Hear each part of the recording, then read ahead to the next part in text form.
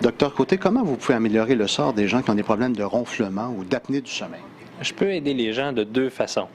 Les gens qui n'ont pas de médecin de famille puis qui n'ont pas accès à des tests du sommeil, on peut s'arranger pour qu'ils reçoivent des bons diagnostics, passent les bons tests pour qu'on puisse déterminer exactement quelle est la sévérité de leur condition. Ça, c'est une façon avec laquelle je peux les aider.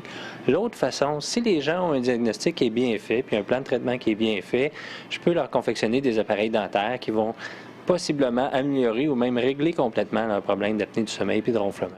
Maintenant, il y a toujours une question de symptômes aussi qui rentre en ligne de compte. Il y a des gens qui vont être très, très fatigués, même avec des indices d'apnée du sommeil qui sont bas. Il y en a qui vont être très peu fatigués avec des cas sévères. Il y a différents facteurs à regarder quand on établit le plan de traitement. Puis c'est à peu près ça qui va déterminer qu'est-ce qu'on va utiliser comme appareillage par la suite. Alors, l'appareil dans la bouche, c'est adapté à la personne? Oui, c'est des appareils qui sont faits sur mesure. Il y a des appareils qui existent, qui sont disponibles sur Internet. Malheureusement, ils ne sont pas très confortables. Souvent, les gens ne tolèrent pas ces types d'appareils-là.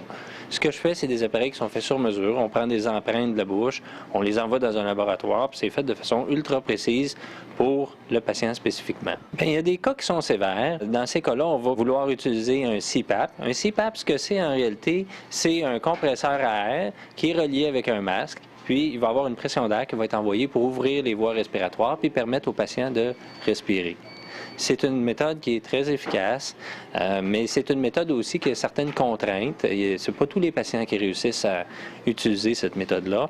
Puis, si le patient ne tolère pas le CPAP, à ce moment-là, on peut envisager de faire un appareil dentaire parce qu'il y a quand même des grosses conséquences à ne pas traiter l'apnée du sommeil. Puis, il faut absolument que ce soit un problème qu'on adresse. Il faut que ça soit réglé.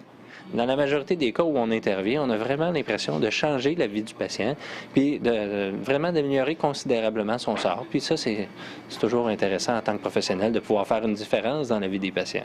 Au niveau des appareils dentaires, ça va jouer entre 1000, 1500 et ça peut monter jusqu'à 2500, 3000 $, dépendamment de la complexité de ce qu'on doit utiliser comme appareillage. Et le petit compresseur?